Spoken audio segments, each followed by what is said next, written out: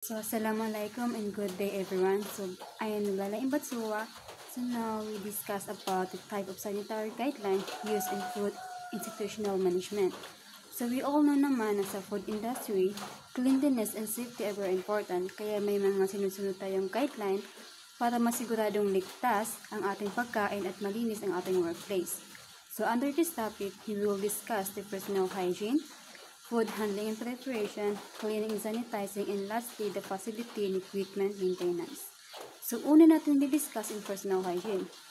So, ito yung pinaka-basic at ito yung pinaka-importanting rule sa food handling kasi kahit na malinis ang ating workplace, kung marami naman ating mga kamay o yung mga food handler ay pwede pa rin makontaminate ang ating pagkain. Sa una is hand washing. So, dapat natin hugasan ang ating kamay gamit ang sabon at malingamgam na tubig ng at least 20 seconds bago at pagkatapos natin hawakan yung pagkain. So, pangalawa is health and illness. Kapag naman may sakit ang employee such as nagkakadiarrhea or nagsusuka, it is advisable na wag na lang siya pumasok sa work para hindi makontaminate ang ating pagkain. Pangatlo is protective attire. So, dapat magsuot tayo ng mga clean uniform, hairnet at apron.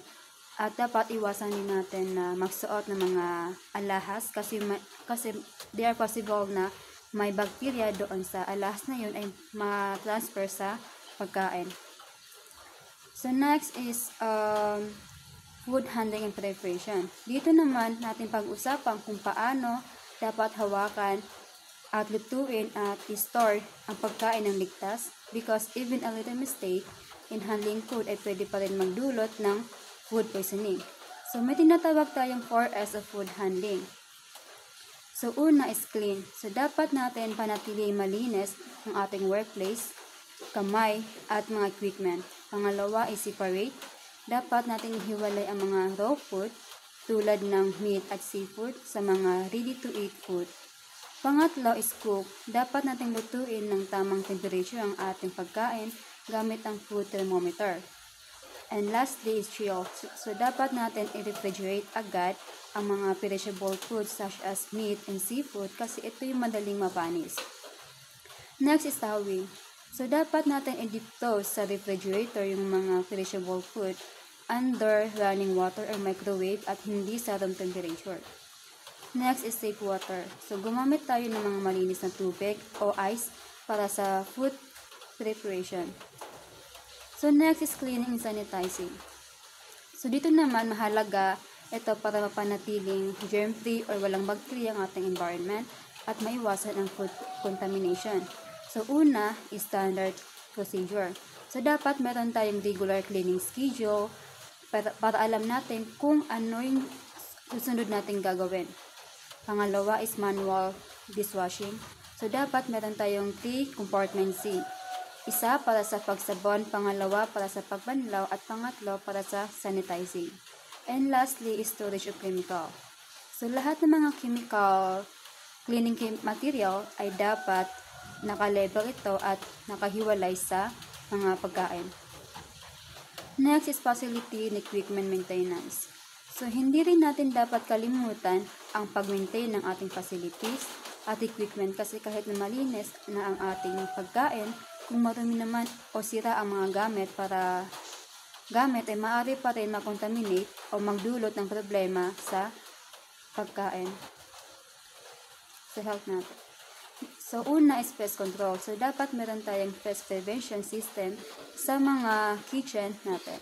Pangalawa is drainage and waste. So, dapat maayos ang drainage para hindi bumalik ang tubig o yung mga dumi. And lastly is equipment design. So, dapat madaling linisin at i-maintain ang ating mga gamit sa kitchen. Hindi yung may maliliit na butas na sa ating equipment na mahirapan tayong tanggalin yung mga dumi. So, now let's proceed to importance of proper budgeting and management accounting. So, alam natin na sa food institution, hindi lang kalinisan ang mahalaga. Kailangan din dapat marunong tayo mag-handle ng pera at magplano ng gastos. So, ang tamang budgeting at accounting ay tumutulong para masustain ang operation, maiwasan ng overspending at matiyak na may sapat na resource para sa business. So, una is financial planning and control. So, ito is nakakatulong ito sa atin para magplano ng future income at mga expenses. Pangalawa is resource allocation. So, ito naman tinutulungan tayo na maayos yung paghahati natin ng income o yung pondo every department ng ating business. Pangatlo is performance measurement. So, ito naman ay sinusukat kung maayos ba ang takbo ng ating business. Cost management. So, ito naman tinutulungan tayo para maiwasan ang sobrang paggastos.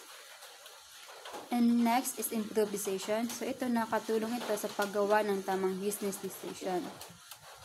Next is risk mitigation. So, ito naman ay hinahanda tayo sa mga posibleng financial problem.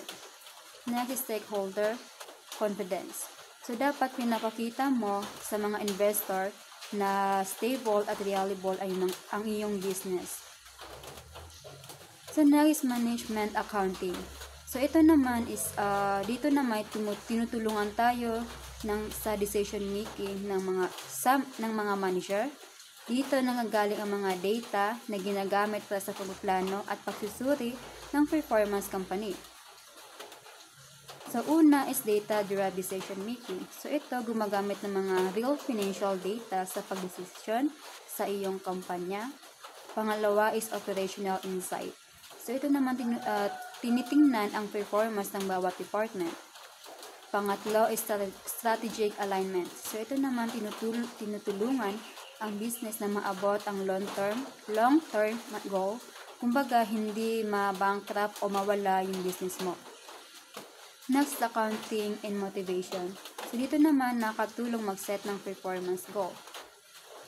Next is internal communication. So, ito naman nagsisilbing tool para maayos ang communication sa loob ng mga organization o kaya naman sa kumpanya mo. So, now, let's proceed to law applicable to food service organization.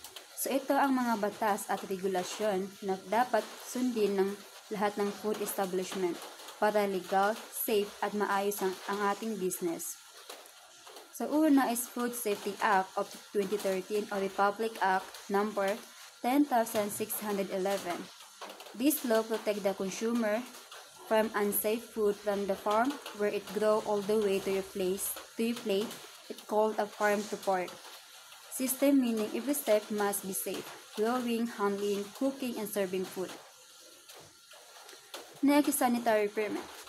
So, dito naman, before a restaurant or food store open, kailangan muna nilang kumuha ng sanitary permit from city or municipal health office. Why? Because this permit proves that the place is clean, has a proper drainage, waste disposal, and safe equipment. So without this permit, they are not allowed to operate. Next is health certificate for food handler. So, lahat na nagtatrabaho sa food service like yung mga cooker, waiter, or even dishwasher ay kailangan may health certificate sila and it must be renewed every year. Next is facility and equipment standard. So, this one talk about the building itself. So, this law ay dapat maayos and ang construction ng food establishment from the floor, wall, and ceiling at dapat may proper ventilation para hindi mainit o mabaho sa iyong kusina o yung sa building, business mo. Next is hygienic practice. So, dito naman, let's talk about the cleanliness or hygiene. This law tell all food handlers to always keep themselves clean. That means washing hands, wearing hairnet, and using gloves if needed. So, next is supplier sourcing. So, this one is talk about where the food comes from. Hindi pwedeng basta-basta bibili ng ingredients sa kahit saan palengke. The law says that food must come from suppliers that are provided by the local health authority. So, next is Consumer Protection Law. So, Consumer Act of the Philippine Republic Act 73/94. So, this law protects consumer from fake, false, or misleading product. It means bawal magbenta ng peke na pagkain, expired o maling label. Everything must be true or honest. Next is rule and menu law. So, this one is talk about the restaurant must be honest about what they serve. if they say beef on the menu, it must be grilled beef, not pork or any substitute. So this law help customer get what they pay for. So next one is labor and employment law. So this law protect employee who work and does food business.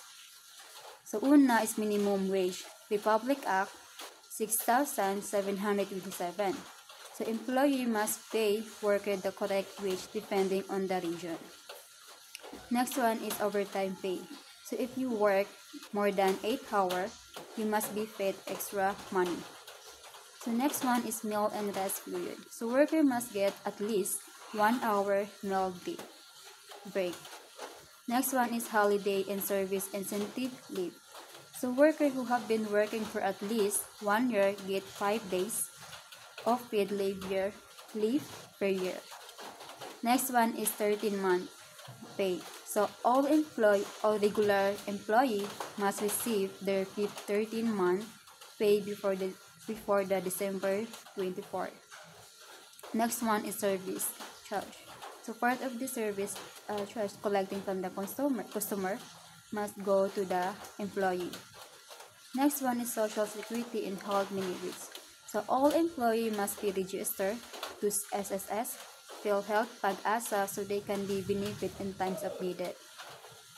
Next one is permit and business regulation. So next is let's talk about the legal paper that a food business must have. So una is business registration. So food business must register with DIT for small business and CECSC for corporation. The next one is mayor permit. So this is permit to legally operate within the city or a town. Next one is BER registration. So food business must register with the BER to get a TIN and pay taxes. So other important regulation. So fire safety. So all establishment must follow fire safety rule like having a fire extinguishers, clear exit, and regular fire drill. Next one is data protection. So under the Data Privacy Act of 2012, Usenet that collect personal data like customer name or contact info must protect it and not share it without the permission of the customer. Next one is environment compliance. So food business must also protect the environment by managing waste properly, saving energy, and avoiding pollution. And that's all. Thank you.